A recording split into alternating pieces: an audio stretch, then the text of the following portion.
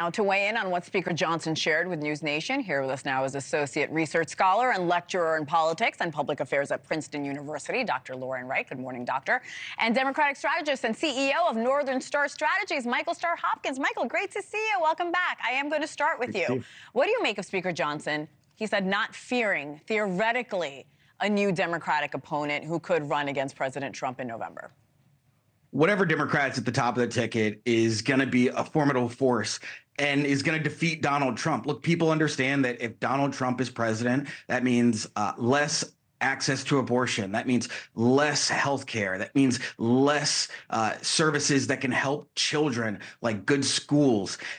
Donald Trump is a chaos agent, and people may not be happy with what they saw from Joe Biden at the debate, but they know what they're going to get from Donald Trump, and it's not what they want. Lauren, let's talk immigration. Speaker Johnson talked about House Bill 2 that passed months ago. Clearly, it will not be passed with a Democratic majority in the Senate. What should or can Congress do before November? Well, I mean, they should work together in a much more productive way than they have been. President Biden didn't want to use executive action like President Obama did back in 2014, but his hand was forced because Congress is frankly just full of novices and nut jobs, and they're in both parties, and it's a complete disaster. So that is a place where there's a gap in presidential leadership, and President Biden should have acted much sooner. However, I think the new doubts after the debate are, is Biden really this expert negotiator that he used to be? People are looking at his ability to bring both sides together in a new light, and everything is being questioned, including his record on bipartisanship. Michael, Speaker Johnson has repeatedly claimed that Biden intentionally created the crisis at the southern border. In your opinion, why did Biden wait so long to impose stricter border policies? Well, I think for the first 2 years of the administration, he was negotiating with Republicans. That's how you saw that John Thune bill come out of the Senate. Now, Republicans have the majority in the House, and they weren't able to get that passed. So that's going to be on Republicans. But at the end of the day, look, I think Joe Biden should have acted sooner. I think one of the hits on his administration is that he's been too willing to work with Republicans. That in this day is something that is a recipe for not getting anything done. Because at the end of the day, I don't think Republicans really want to actually get things done. They want to run on problems. Let me stick with you, Michael, because the Senate bipartisan border bill was blocked twice, the second time with more Democrats joining Republicans. So why has the Senate possibly not worked harder to pass a stronger border bill?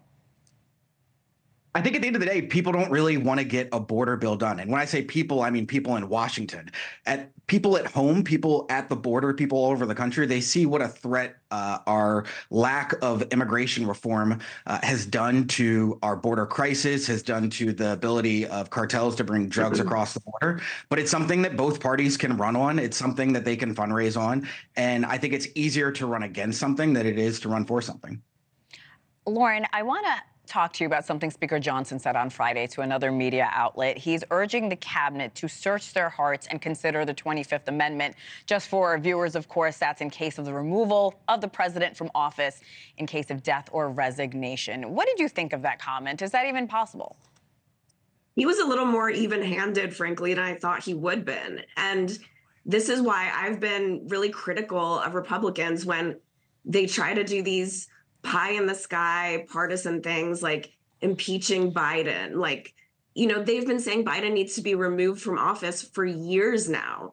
And for what reason? Now that the debate has happened and the lack of Biden's ability to articulate his own policies and communicate on a very basic level is so outstanding that, people have cried wolf for a long time. And so now I think Republicans' call for Biden's removal has fallen more flat. And so I think what people are looking at is what are Democrats going to do before the convention? I don't think Speaker Johnson or any other Republican has, a ton of listeners when it comes to what should the cabinet do. They're looking at Democrats for action. Lauren Wright, Michael Starr Hopkins, I'll check in with you throughout the show, guys. Thank you so much.